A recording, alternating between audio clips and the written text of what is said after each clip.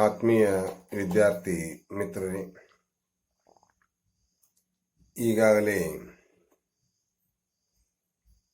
ಭಾರತದ ರಾಜಕೀಯ ಪ್ರಕ್ರಿಯೆಗಳು ಹಾಗೂ ಸಂಸ್ಥೆಗಳು ಈ ಎರಡನೇ ಆಪ್ಷನಲ್ ಪೇಪರ್ನಲ್ಲಿ introduction and background of and futures of parliamentary democracy in India,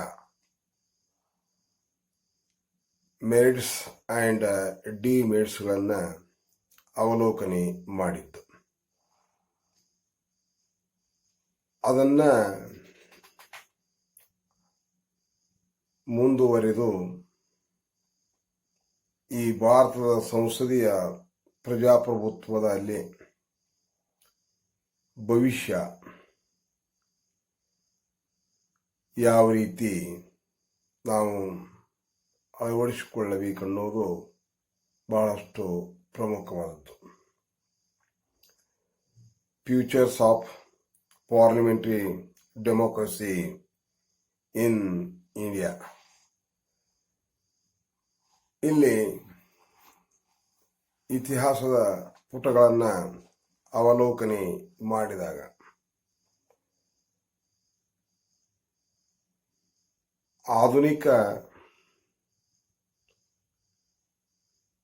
ಆಧುನಿಕೋತ್ತರ ಈ ಸಂಸದೀಯ ಪ್ರಜಾಪ್ರಭುತ್ವವನ್ನು ಯಾವ ರೀತಿ ಅಳವಡಿಸಿಕೊಂಡು ಹೋಗಬೇಕು, ಈ ಸಂಸದೀಯ ಪ್ರಜಾಪ್ರಭುತ್ವದ ಈ ಭವಿಷ್ಯತ್ ಕಾಲದ ಅವಲೋಕನೆಯನ್ನ ಮಾಡಿದರೆ ಇನ್ನೂ ಗಂಡಾಂತರಕಾರ ದಿನಗಳು ಬರುತ್ತವೆ ಎಂಬ ಭಯವೂ ಕೂಡ ನಮ್ಮಲ್ಲಿ ಹುದುಗಿದೆ. ಆದುದರಿಂದ ಈ ಸಂಸದೀಯ ಪ್ರಜಾಪ್ರಭುತ್ವವನ್ನು ಅವಲೋಕಿಸಿದಾಗ, ಇತಿಹಾಸದ ಪುಟಗಳನ್ನು ಅವಲೋಕಿಸಿದಾಗ ಈ ಸಂಸದೀಯ ಪ್ರಜಾಪ್ರಭುತ್ವ ನಮಗೆ ಇದೇನು ಹೊಸದು ಅಲ್ಲ. ಇದನ್ನು ನಾವು ಪ್ರಾಚೀನ ಕಾಲದಲ್ಲಿ ಕೂಡ, ಮಧ್ಯಯುಗದ ಕಾಲದಲ್ಲಿಯೂ ಕೂಡ ಮತ್ತು ಆಧುನಿಕ ಕಾಲದಲ್ಲಿಯೂ ಕೂಡ ಇದನ್ನು ಅಳವಡಿಸಿಕೊಂಡು ಬಂದಿದ್ದು ನಾವು ಗಮನಿಸಿದ್ದೇವೆ.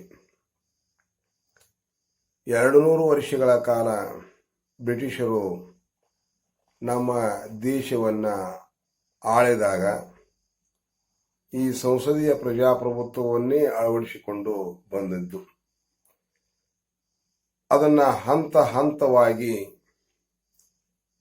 ಈ ಬ್ರಿಟಿಷರು ಜಾರಿ ತಂದಂತ ಇತಿಹಾಸದ ನಮಗೆ ಗೊತ್ತು ಪಡಿಸುತ್ತದೆ. ಈ ವ್ಯವಸ್ಥೆ ಭಾರತೀಯರಿಗೇನು ಹೊಸದು ಅಲ್ಲ ಅಂತ,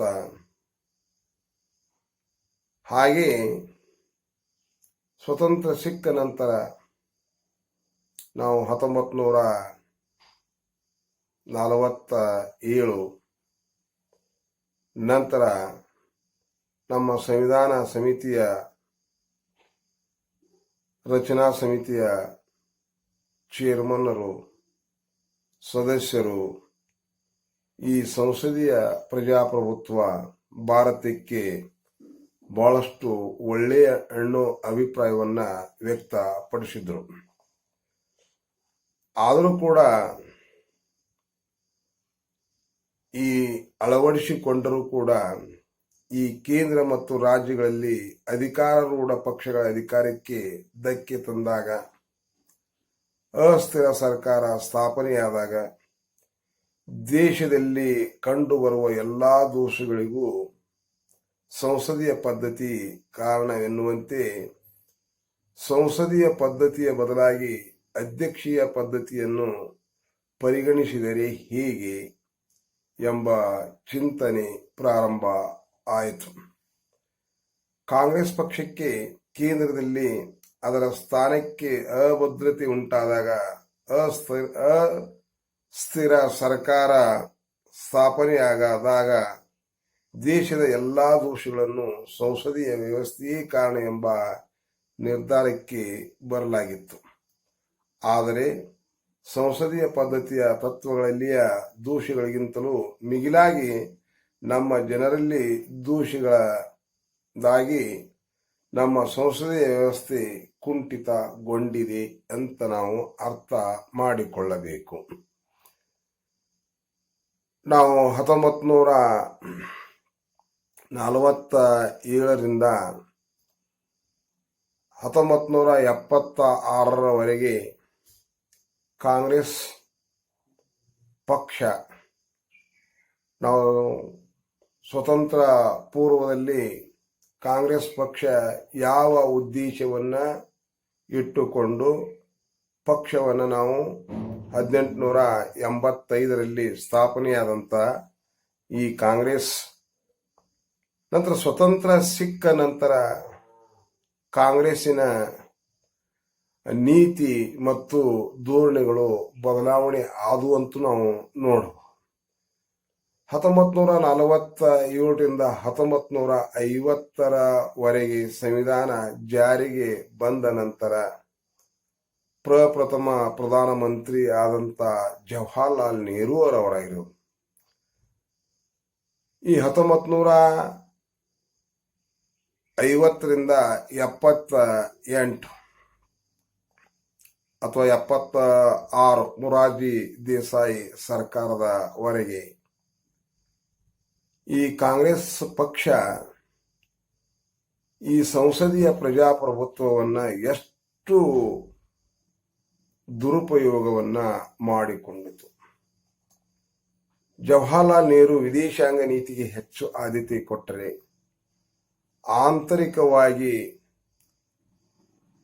ಬರೀ ಶ್ರೀಮಂತ ಕುಟುಂಬದಿಂದ ಬಂದಂತ ಜವಾಹರ್ಲಾಲ್ ನೆಹರು ಹಲವಾರು ಲೋಪದೋಷಗಳನ್ನ ದೇಶಕ್ಕೆ ಮಾಡಿದ ಉದಾಹರಣೆ ಕೂಡ ನಾವು ಇಲ್ಲಿ ಅಲ್ಲ. ಶ್ರೀಮತಿ ಇಂದಿರಾ ಗಾಂಧಿ ಅವರು ಕೂಡ ಈ 1965ರ ನಂತರ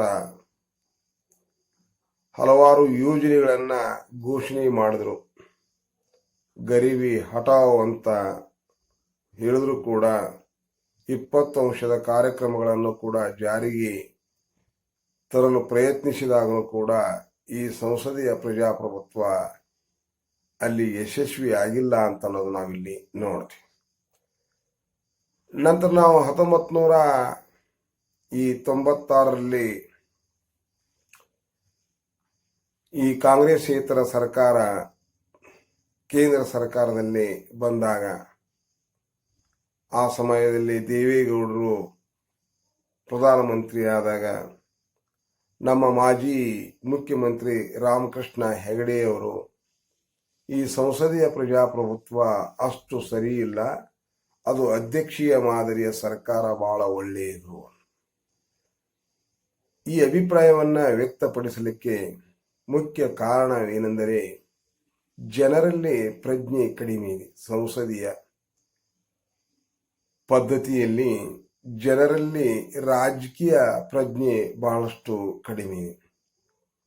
ಈ ಜನರು ದುರಾಶೆಗಾಗಿ ತಮ್ಮ ಮತದಾನವನ್ನ ಮಾಡುವ ಸಮಯದಲ್ಲಿ ತಮ್ಮನ್ನೇ ತಾವು ಮಾರಿಕೊಂಡು ಇವತ್ತ ಬುದ್ಧಿವಂತರಿಗೆ ಮತದಾನವನ್ನ ಮಾಡದೆ ಇವತ್ತ ಭ್ರಷ್ಟಾಚಾರಿಗಳಿಗೆ ಮತದಾನವನ್ನ ಮಾಡುವುದು, ಗುಂಡಾಗಳಿಗೆ ಮತದಾನವನ್ನ ಮಾಡೋದು, ಇವತ್ತು ಹಲವಾರು ಈ ಕೆಟ್ಟ ಭಾವನೆಗಳನ್ನ ಇಟ್ಟುಕೊಂಡು ಈ ಪ್ರಜಾಪ್ರಭುತ್ವ, ಈ ಸಂಸದೀಯ ಪ್ರಜಾಪ್ರಭುತ್ವ ಯಶಸ್ವಿ ಆಗಿಲ್ಲ ಅಂತ ನಾವಿಲ್ಲಿ ಅರ್ಥ ಮಾಡಿಕೊಳ್ಬೇಕು.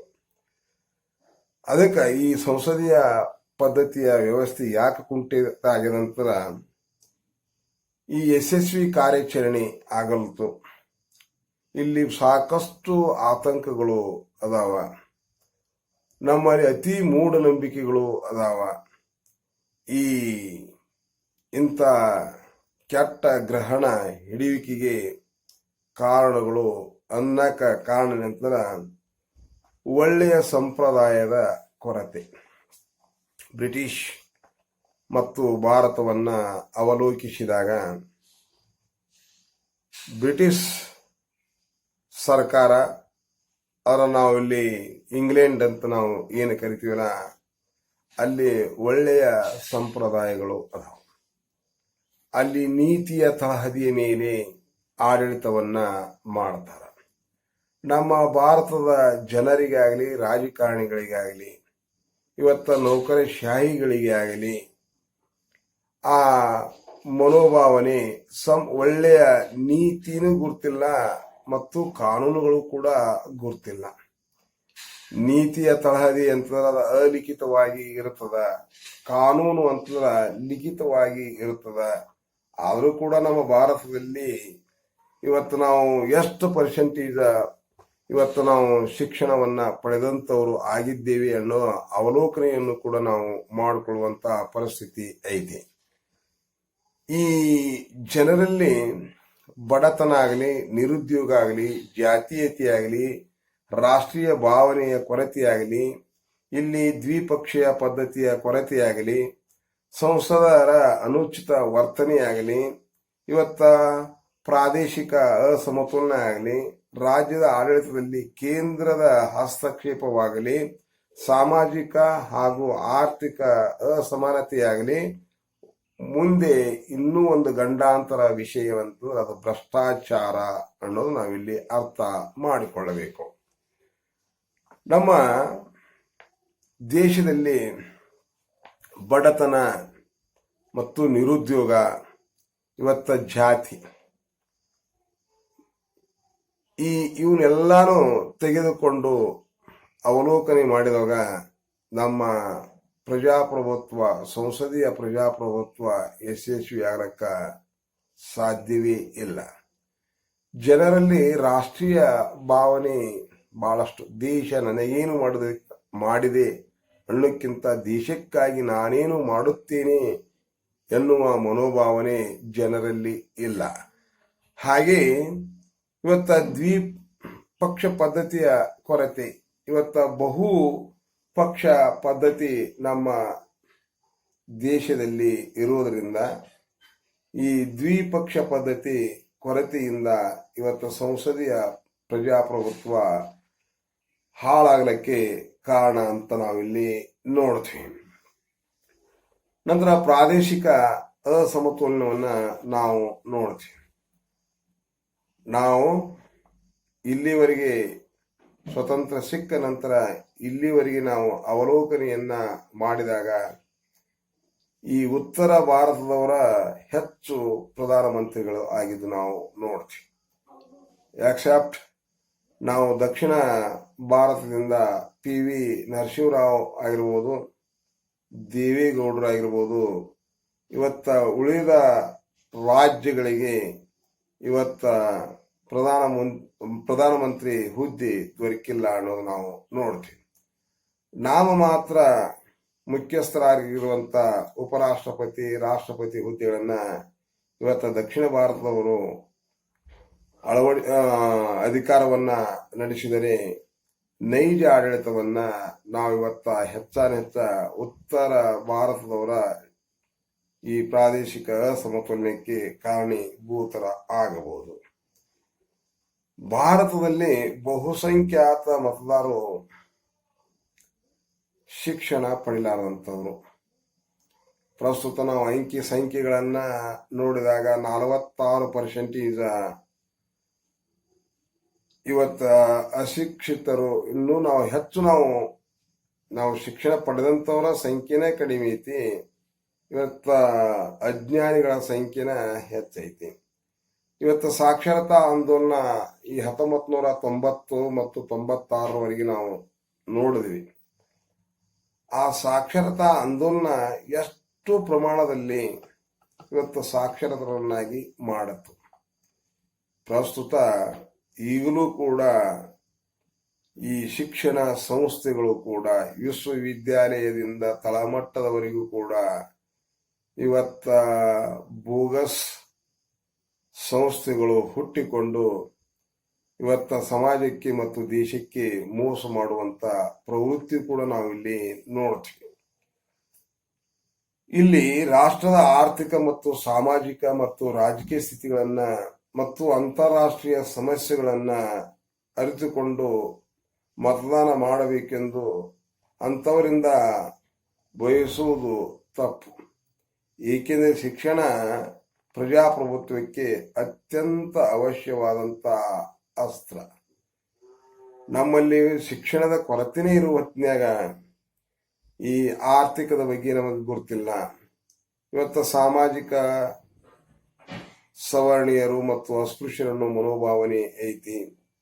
ರಾಜಕೀಯ ಸ್ಥಿತಿಗಳನ್ನು ಅಂತಾರಾಷ್ಟ್ರೀಯ ಸಮಸ್ಯೆಗಳನ್ನು ಅರಿತುಕೊಂಡು ಮತದಾನ ಮಾಡುವಂತ ಮನೋಭಾವ ಜನರಲ್ಲಿ ಕಡಿಮೆ ಐತಿ. ಆ ಉದ್ದೇಶಕ್ಕಾಗಿ ಈ ಸಂಸದೀಯ ಪ್ರಜಾಪ್ರಭುತ್ವದ ಭವಿಷ್ಯವನ್ನು ನಾವು ಅವಲೋಕಿಸಿದಾಗ ಈ ಭವಿಷ್ಯಕ್ಕೆ ಮುಂದೆ ಕೊಡಲಿ ಪೆಟ್ಟು ಕೂಡ ಬೀಳಬಹುದು ಅನ್ನೋದು ನಾವು ನೋಡ್ತೀವಿ.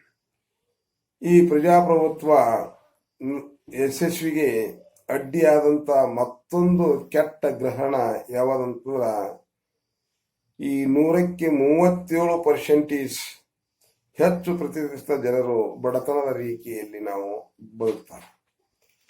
ಒಂದು ಕಡೆ ಶ್ರೀಮಂತರು ಬಂಡವಾಳಶಾಹಿಗಳು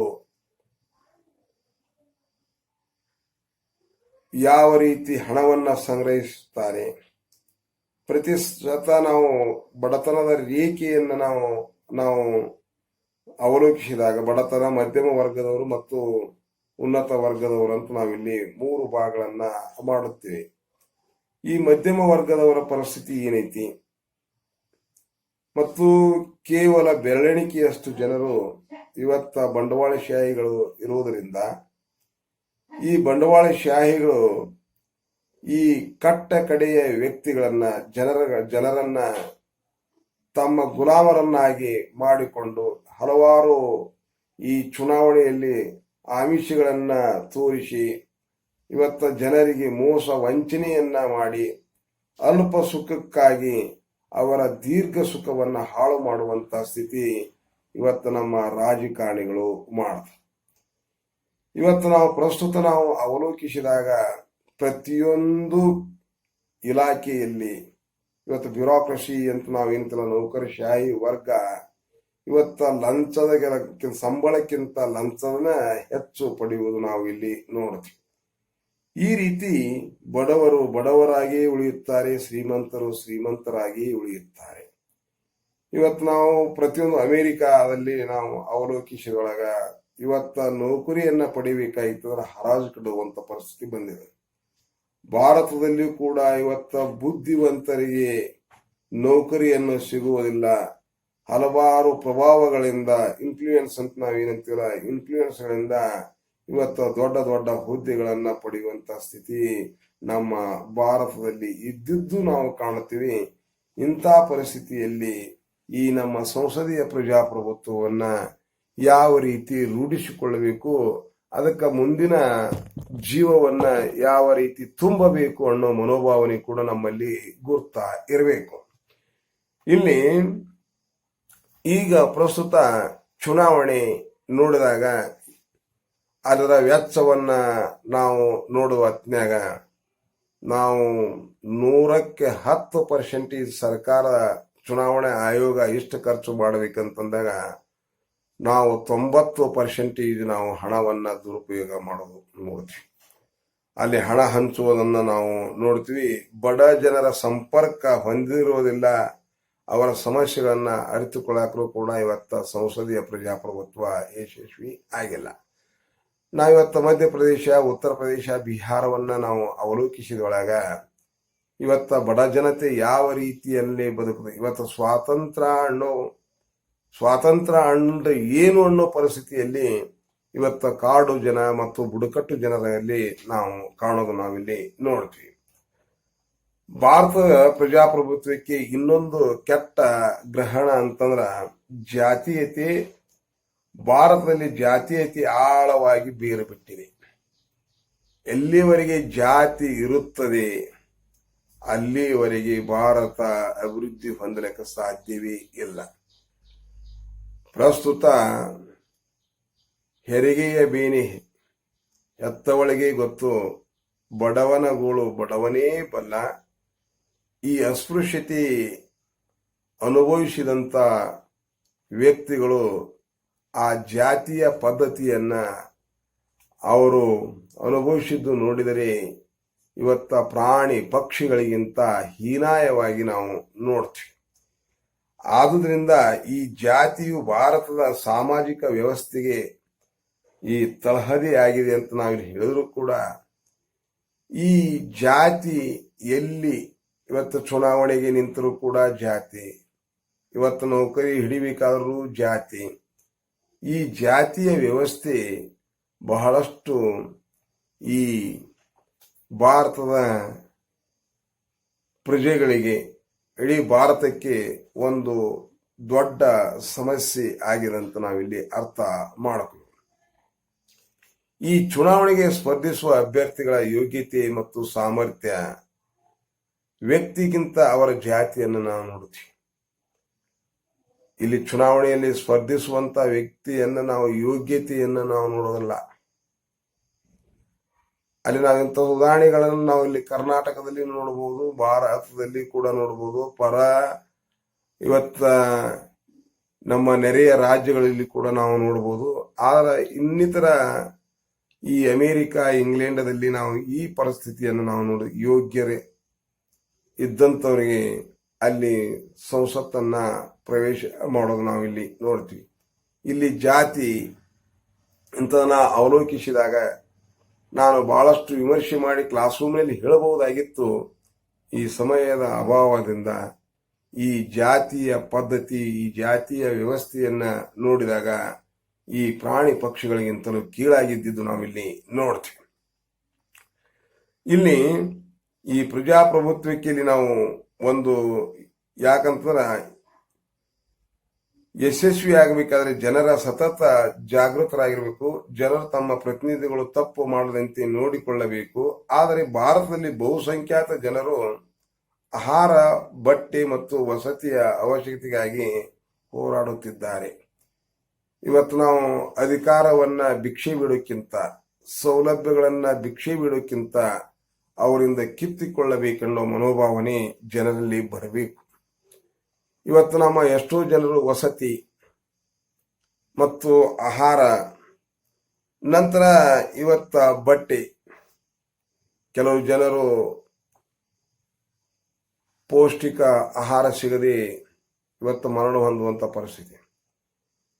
ಇವತ್ತ ಬಂಡವಾಳಶಾಹಿಗಳು ಇವತ್ತ 10 ಅಂತಸ್ತಿನ ಮನೆಯಲ್ಲಿ ಕೇವಲ ಜನರು ಇದ್ದಂಥವ್ರು, ಇವತ್ತ ಬಹುಸಂಖ್ಯಾತರಿದ್ದಂಥವ್ರು ಇವತ್ತ ವಸತಿಹೀನರಾಗಿ ಬದುಕುವಂತ, ಫುಟ್ಪಾತ್ನಲ್ಲಿ ಬದುಕುವಂತ ಸ್ಥಿತಿ ಇದ್ದಿದ್ದು ನಾವು ಇಲ್ಲಿ ನೋಡ್ತೀವಿ. ಇವತ್ತ ಕ್ರಿಕೆಟ್ ಹೀರೋಗಳ, ಕ್ರಿಕೆಟ್ ಆಟಗಾರರಾಗಿರ್ಬೋದು, ಸಿನಿಮಾ ಹೀರೋಗಳಾಗಿರ್ಬೋದು, ಇನ್ನಿತರ ಬಂಡವಾಳಶಾಹಿಗಳಂತ ನಾವು ಏನು ಹೇಳ್ತೀವಲ್ಲ, ಇವತ್ತ ಬಂಡವಾಳಶಾಹಿಗಳು ಇದ್ದಂಥವ್ರು ಈ ಕಾರ್ಮಿಕರ ರಕ್ತವನ್ನ ಹೀರಿ ಅವರು ಬದುಕುವುದಂತ ನಾವಿಲ್ಲಿ ನೋಡ್ತೀವಿ. ಇವತ್ತ ಬಳ್ಳಾರಿಯನ್ನ ನಾವು ಗಮನಿಸಿದಾಗ ಅಲ್ಲಿ ಬಳ್ಳಾರಿ ಉದ್ದಿಮೆದಾರರು, ಇವತ್ತ ಬಂಡವಾಳಶಾಹಿಗಳು, ಇವತ್ತ ಗುಂಡಾಗಳು ಜನರ ರಕ್ತವನ್ನ ಹೀರಿ ಇವತ್ತ ಬಳ್ಳಾರಿಯನ್ನ, ಜನತೆಯನ್ನ, ಅಲ್ಲಿ ಕಾರ್ಮಿಕರನ್ನ ಬಹಳಷ್ಟು ದುರ್ಬಲಗೊಳಿಸಿದಂತ ಪರಿಸ್ಥಿತಿ ನಾವಿಲ್ಲಿ ನೋಡ್ತೀವಿ. ಈ ಪ್ರಜಾಪ್ರಭುತ್ವ ಯಶಸ್ವಿ ಹೊಂದುವುದು ಅಸಾಧ್ಯ ಅಂತಂದಾಗ ಭಾರತೀಯರಿಗೆ ಪ್ರಜಾಪ್ರಭುತ್ವ ಅಲರ್ಜಿಯಾಗಿದೆ. ಏಕೆಂದರೆ ಐತಿಹಾಸಿಕವಾಗಿ ನೋಡಿದಾಗಿ ಜನರು ಪ್ರಜಾಪ್ರಭುತ್ವದ ಸಂಪ್ರದಾಯಗಳಿಗೆ ಒಗ್ಗಿಕೊಂಡಿಲ್ಲ. ಪ್ರಾಚೀನ ಭಾರತದಲ್ಲಿ ಕೆಳಮಟ್ಟದಲ್ಲಿ ಮಾತ್ರ ಪ್ರಜಾಪ್ರಭುತ್ವ ಸಂಸ್ಥೆಗಳು ಹುಟ್ಟಿಕೊಂಡಿದ್ದವು. ಆಗಲೂ ಕೂಡ ಅರಸರು ಸರ್ವಾಧಿಕಾರಿಗಳು ಆಗಿದ್ದರು. ಅವರು ಜನರಿಂದ ಚುನಾಯಿಸಲ್ಪಡುತ್ತಿರಲಿಲ್ಲ. ಮುಸ್ಲಿಮರ ಆಳ್ವಿಕೆಯಲ್ಲಿ ಯಾವ ಹಂತದಲ್ಲೂ ಕೂಡ ಪ್ರಜಾಪ್ರಭುತ್ವ ಕಾರ್ಯ ವಿಧಾನವಿರಲಿಲ್ಲ. ಅಲ್ಲಿ ಮುಸ್ಲಿಮರ ಆಡಳಿತದಲ್ಲಿ ಯಾವುದೇ ಪ್ರಜಾಪ್ರಭುತ್ವದ ವಿಧಾನಗಳು ಕೂಡ ಇರಲಿಲ್ಲ. ಈ ಬ್ರಿಟಿಷ್ ಜಗತ್ತಿನಲ್ಲಿ ಪ್ರಜಾಪ್ರಭುತ್ವ ಎಂದು ಹೇಳಿಕೊಳ್ಳುವಂತ ಭಾರತದಲ್ಲಿ ಕೂಡ ಯಾವ ಪ್ರಜಾಪ್ರಭುತ್ವ ಸಂಸ್ಥೆಗಳನ್ನು ಕೂಡ ಜಾರಿಗೆ ತರಲಿಲ್ಲ. ಇವತ್ತು ನಾವು ಹೇಳಬಹುದು, ಬಸವಣ್ಣನವರನ್ನ ನಾವು ನೋಡಿದಾಗ, ಅವರ ಚಿಂತನೆಯನ್ನ ನಾವು ಅವಲೋಕಿಸಿದಾಗ, ಅವರ ಸಾಮಾಜಿಕ ಸ್ಥಿತಿಯನ್ನ ನೋಡಿದಾಗ, ಈ ಕಾಯಕ ಪದ್ಧತಿಯನ್ನ ನೋಡಿದಾಗ, ಜಾತೀಯತೆಯನ್ನ ನೋಡಿದಾಗ, ಅವು ಯಾವ ರೀತಿ ಜಾರಿಗೆ ಬಂದವ ಅನ್ನೋದು ನಮ್ಮ ಭಾರತದ ಪ್ರಜೆಗಳು ಅವಲೋಕಿಸುವುದು ಬಹಳ ಸೂಕ್ತ. ಇವತ್ತ ಪತ್ರಿಕೆ ಹಾಗೂ ಇತರ ಮಾಧ್ಯಮಗಳ ಜವಾಬ್ದಾರಿ ಮತ್ತು ಕಾರ್ಯಗಳನ್ನ ಅರಿತು ಕಾರ್ಯ ಮಾಡಬೇಕಾಗಿದೆ. ಆದರೂ ಕೂಡ ಇವತ್ತ ಪತ್ರಿಕೆಗಳು ಕೂಡ ದಾರಿ ತಪ್ಪ್ಯಾವ, ಇವತ್ತ ಮಾಧ್ಯಮಗಳು ಕೂಡ ದಾರಿ ತಪ್ಪ್ಯಾವ.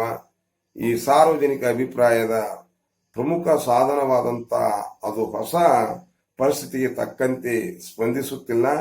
ಅದು ಆಡಳಿತ ಪಕ್ಷದ ಕಡೆಯ ವಾಲು ಅಂತ ನಾವಿಲ್ಲಿ ನೋಡ್ತೀವಿ. ಹಾಗೆ ಚುನಾವಣೆಯಲ್ಲಿ ಬಹುಮತ ಪಡೆದ ಪಕ್ಷ, ಅಂದರೆ ಹೆಚ್ಚು ಅಭ್ಯರ್ಥಿಗಳನ್ನ ಪಡೆದಂತಹ ಪಕ್ಷ ಕಡಿಮೆ ಪ್ರತಿಶತ ಮತಗಳನ್ನು ಪಡೆದಿರುತ್ತಾರೆ. ನಮ್ಮ ಬಹುಪಕ್ಷ ಪದ್ಧತಿಯ ಪ್ರಮುಖ ದೋಷವೆಂದರೆ ಪಡೆದುಕೊಂಡ ಮತಗಳ ಪ್ರತಿಶತಕ್ಕೂ ಹಾಗೂ ಪಡೆದುಕೊಂಡ ಸ್ಥಾನಗಳ ಪ್ರತಿಶತಕ್ಕೂ ಬಹಳಷ್ಟು ವ್ಯತ್ಯಾಸ ಇದೆ. ಈ 1976ರಲ್ಲಿ ಮೊರಾರ್ಜಿ ದೇಸಾಯಿ ಪ್ರಧಾನಮಂತ್ರಿ ಆದ ಹೊತ್ತಿನಾಗ ಕೇವಲ 18 ತಿಂಗಳ ಚರಣ್ ಸಿಂಗ್ ಮತ್ತು ಮೊರಾರ್ಜಿ ದೇಸಾಯಿ, ನಂತರ ವಿ.ಪಿ. ಸಿಂಗ್, ಚಂದ್ರಶೇಖರ್, ಗುಜ್ರಾಲ್ ಇವರು ಕೂಡ ಪ್ರಧಾನಮಂತ್ರಿ ಸಂಪೂರ್ಣವಾದಂತ ಅಧಿಕಾರ ಅವಧಿ 5 ವರ್ಷ ಇದ್ರೂ ಕೂಡ 5 ವರ್ಷವನ್ನು ಪೂರ್ಣಗೊಳಿಸಲಾರದಂತ ಉದಾಹರಣೆಗಳನ್ನ ನಾವು ನೋಡ್ತೀವಿ. ಈ ಬಹುಪಕ್ಷ ಪದ್ಧತಿಯಿಂದ ದೇಶ ಹಾಳಾಗುವಂತ ಪರಿಸ್ಥಿತಿ ಬಂದದ. ಅದಕ್ಕೆ ಕಾರಣ ಏನಂತಂದ್ರೆ, ನಮ್ಮ ಮೂಲಭೂತ ಹಕ್ಕುಗಳಲ್ಲಿರುವಂತ ಸ್ವಾತಂತ್ರ್ಯದ ಹಕ್ಕು ಇವತ್ತು ನಾವು ಬಹಳಷ್ಟು ದುರುಪಯೋಗವನ್ನ ಮಾಡುತ್ತೀವಿ. ಈ ಸಮಾನತೆಯನ್ನು ಮನೋಭಾವನೆಯನ್ನ ನಾವು ಅಳವಡಿಸಿಕೊಂಡಾಗ ನಾವು ಯಶಸ್ವಿಯಾಗುತ್ತೇವೆ ಅನ್ನೋ ಮನೋಭಾವನೆ ಕೂಡ ನಮ್ಮಲ್ಲಿ ಬರಬೇಕು. ಆದುದರಿಂದ ಈ ರಾಜಕಾರಣಿಗಳಷ್ಟೇ ದಾರಿ ತಪ್ಪ್ಯಾರಂತ ನಾವು ಅನ್ನೋದಲ್ಲ. ಈ ಶಿಕ್ಷಣ ಮತ್ತು ಆರೋಗ್ಯ ಮತ್ತು ಆಡಳಿತ ಮತ್ತು ಕಾನೂನು ಮತ್ತು ನ್ಯಾಯಾಂಗ ಪ್ರತಿಯೊಂದು ರಂಗದಲ್ಲೂ ಕೂಡ ಈ ಕ್ಷೀಣತೆಯನ್ನ ನಾವು, ದುರ್ಬಲತೆಯನ್ನ ನಾವು ಕಾಣುತ್ತೇವೆ. ರಾಜ್ಯಪಾಲರು ಕೇಂದ್ರದ ಸರ್ಕಾರದ ರಾಯಭಾರಿಗಳಾಗಿ ಕೆಲಸವನ್ನ ಮಾಡುವಂತಹ ಸ್ಥಿತಿ ಐತಿ. ಮುಖ್ಯಮಂತ್ರಿಗಳು ಪಕ್ಷದ ಧುರೀಣರ ಸುದ್ದಿಗಾರರಾಗಿರುತ್ತಾರೆ. ಪ್ರತಿಯೊಂದನ್ನು ಕೂಡ ಒಂದ್ ಕಡೆ ರಾಮಕೃಷ್ಣ ಹೆಗಡೆ ಬಹಳ ಒಳ್ಳೆಯ ರಾಜಕಾರಣಿ ಅಂತ ಅನುಭವ ನಾವು. ಈ ಕೇಂದ್ರ ಮತ್ತು ರಾಜ್ಯ ಸರ್ಕಾರಗಳ ಮಧ್ಯದಲ್ಲಿ 1984ರಲ್ಲಿ ಇಲ್ಲಿ ಜನತಾ ಪಕ್ಷ ಅಧಿಕಾರದಲ್ಲಿದ್ದಾಗ ಕೇಂದ್ರ ಸರ್ಕಾರದಲ್ಲಿ ಕಾಂಗ್ರೆಸ್ ಪಕ್ಷ ಅಧಿಕಾರದಲ್ಲಿ ಇತ್ತು. ಇಲ್ಲಿ ಜನತಾ ಪಕ್ಷ, ಅಲ್ಲಿ ಕೇಂದ್ರ ಮತ್ತು ಅನುದಾನವನ್ನ ಹೆಚ್ಚು ಕೊಡೋದು ಕೇಂದ್ರ ಸರ್ಕಾರ, ಅಲ್ಲಿ ಪಕ್ಷಪಾತವನ್ನ ಮಾಡುವಂತ ಸ್ಥಿತಿ. ನಮ್ಮ ಕರ್ನಾಟಕವನ್ನ ಕಡೆಗಣಿಸಿದಾಗ ರಾಮಕೃಷ್ಣ ಹೆಗಡೆಯವರು ಒಂದು ಮಾತು ಹೇಳ್ತಾರ, ಕೇಂದ್ರ ಸರ್ಕಾರ ಇವತ್ತ ರಾಜ್ಯ ಸರ್ಕಾರಗಳನ್ನ ಸರಿಯಾಗಿ ಇವತ್ತ ನೋಡಿಕೊಳ್ಳುತ್ತಿಲ್ಲ. ತಮ್ಮ ಪಕ್ಷದ ಯಾವ ಪಕ್ಷದವರು ಅದರ ಅಲ್ಲಿ ಹೆಚ್ಚು ಅನುದಾನವನ್ನ ಕೊಡುವಂತ ಪರಿಸ್ಥಿತಿ ಇಲ್ಲಿ ನೋಡಿದ್ವಿ ಅನ್ನೋ ನಾವು ಉದಾಹರಣೆಯನ್ನ ಕೊಡಬಹುದು. ಆದ್ರ ಅವಲೋಕಿಸಿದಾಗ ನಾವು ಬಹಳಷ್ಟು ಇಲ್ಲಿ ನೋಡಬಹುದು. ಹಾಗೆ ನಾವು ಈ ಸುಗ್ರೀವಾಜ್ಞೆಯನ್ನು ಹೊರಡಿಸುವುದುಂಟು. ಎನಿ ಪಾಲ್ಕಿವಾಲ್ ಅವರ ಪ್ರಕಾರ ಪ್ರಸ್ತುತ ರಾಜಕೀಯ ವ್ಯವಸ್ಥೆಯ ವಿಫಲತೆಗೆ 4 ಕಾರಣಗಳಂತ ನಾ ಇಲ್ಲಿ ಹೇಳ್ತಾನ. ಕಾನೂನು ಆಡಳಿತ ಹಾಗೂ ಸುವ್ಯವಸ್ಥೆ ಕಾಪಾಡಿಕೊಂಡು ಬರುವಲ್ಲಿ ಸರ್ಕಾರ ವಿಫಲ ಆಗಿದೆ. ಆರ್ಥಿಕ ಶಕ್ತಿಯ ಸರಿಯಾದ ದುರುಪಯೋಗ ಮಾಡದಿರುವುದು, ಮಾನವ ಶಕ್ತಿಯ ಉಪಯೋಗ ಮಾಡದಿರುವುದು, ನೈತಿಕ ಧುರೀಣತ್ವ ಒದಗಿಸುವಲ್ಲಿ ವಿಫಲತೆಯನ್ನ ನಾವು ನೋಡ್ತೀವಿ. ಈ ಪಾಲ್ಕಿವಾಲ ಈ 4 ಅಂಶಗಳನ್ನ ಗಣನೆಗೆ ತೆಗೆದುಕೊಂಡಾಗ ಇವತ್ತ ಕಾನೂನುಗಳು ಯಾವ ರೀತಿ ಅದಂತರ ದೊಡ್ಡ ಕತ್ತಿದ್ದಂಗ ಅದು ಕಾನೂನು ಅಂದ್ರೆ. ಈ ಕತ್ತಿ ದೊಡ್ಡವರನ್ನ ಹೊತ್ತುಕೊಂಡು ಹೋಗುತ್ತದೆ, ಬಡವರಿಗೆ ಒದೆಯುತ್ತದೆ. ಇಂಥ ಪರಿಸ್ಥಿತಿಯಲ್ಲಿ ಇವತ್ತು ನಮ್ಮ ರಾಜಕಾರಣಿಗಳು ಇವತ್ತು ಎಲ್ಲರಲ್ಲಿ ಹಸ್ತಕ್ಷೇಪ ಮಾಡಿ